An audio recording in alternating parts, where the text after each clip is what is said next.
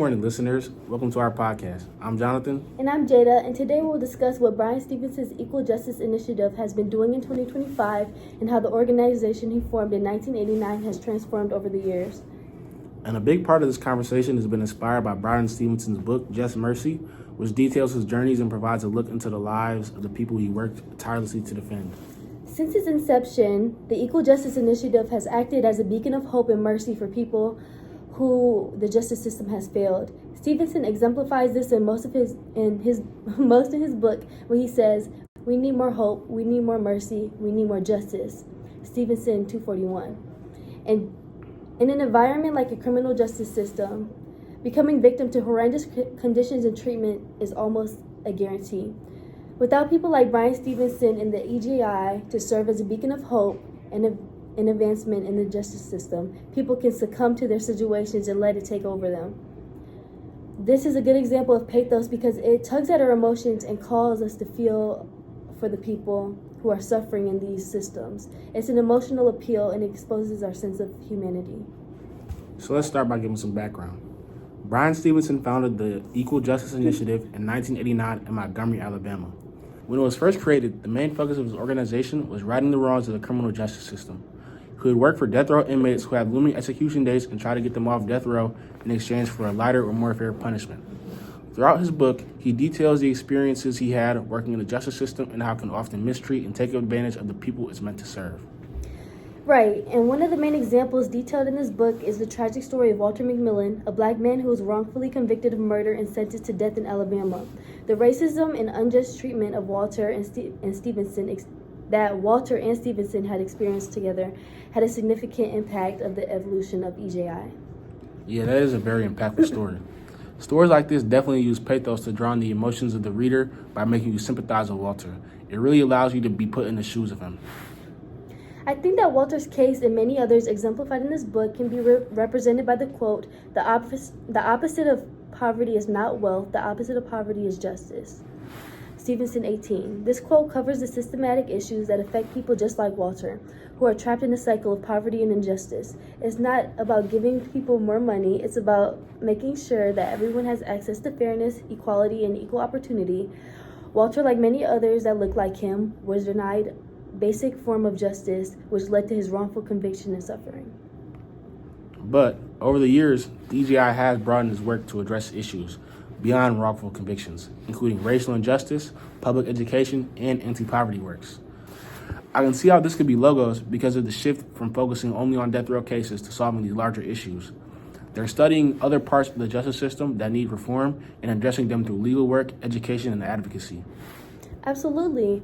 One of EJI's most significant projects is the Community Remembrance Project, which collaborates with communities to memorialize victims of radical violence.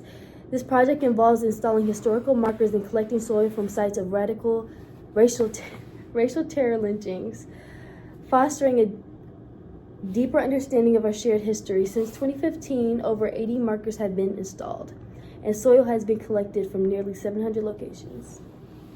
Efforts like the Community Remembrance Project serve to heal and reconcile communities by acknowledging past atrocities. Bryan Stevenson put it perfectly, in my opinion, when he said, In this soil there is sweat of the enslaved. In the soil there is the blood of the victims of racial violence and lynching. There are tears in the soil from all those who labored under the indignation and humiliation of segregation. But in the soil there is also a new opportunity for new life, a chance to grow something hopeful, and healing for the future. Another development is the Freedom Monument Sculpture Park, which opened in 2024. This is located in Montgomery, Alabama, and is a 17-acre site honoring the lives of 10 million Black individuals who were enslaved in America. Visitors from around the world can engage with the structures and experience details about the history. The park was even recognized as one of the top places to visit in the South in 2025 by Southern Living. The EJI is not only focused on mass incarceration and wrongful convictions, but stopping people from being in those situations in the first place, which education and anti-poverty works are a big part of. Yes, this is an example of EJI's anti-poverty initiative. The project focuses on some key things, including hunger, unfair fines and fees, and healthcare access. In Alabama, where EJI is based, 1 in every 4 kids is food insecure. This means that thousands of families don't know where their next meal will be from. Unfortunately, it's much worse in rural areas where grocery stores and food banks are not easily accessible. To solve this problem, EJI works with food banks and directly provides meals to families who need them. Also, there are often issues with extra fees and fines. Police in impoverished areas throughout Alabama unfairly fine people who are not able to pay it. This almost automatically lands them in jail. Exactly. This is what judges don't usually take into account when carrying out sentencing, which leads to the continuation of the cycle of poverty that's nearly impossible to escape. EJI is doing its best to change these laws and help people get out of debt traps that punish them for basically being poor. On the topic of punishment, let's talk about inhumane prison conditions. Seriously, EJI has been trying to expose how overcrowded, violent, and unsanitary a lot of these prisons are, specifically in Alabama. Some of these places barely provide health care, and people are dying from being neglected. Not only that, but some prisoners are often forced to work for pennies or sometimes nothing at all. Practices like this are often referred to as modern-day slavery, and EJI is calling it out and shining a light on the mistreatment. They have been pushing laws, getting wrongful convictions overturned, and advocating for basic human rights behind bars. Treating humans like animals is not justified simply based on the fact that they are prisoners. EJI isn't just fighting for people in the courtrooms, they're fighting for people before they get to prison, while they're in prison, and when they're trying to rebuild.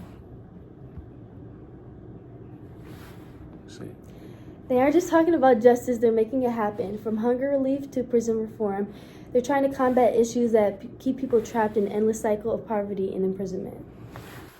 They aren't only showing that justice isn't about court and law, it's about dignity, survival, and simple basic human rights. If you wish to learn more or to support their work, you can check out their website at EJI.org.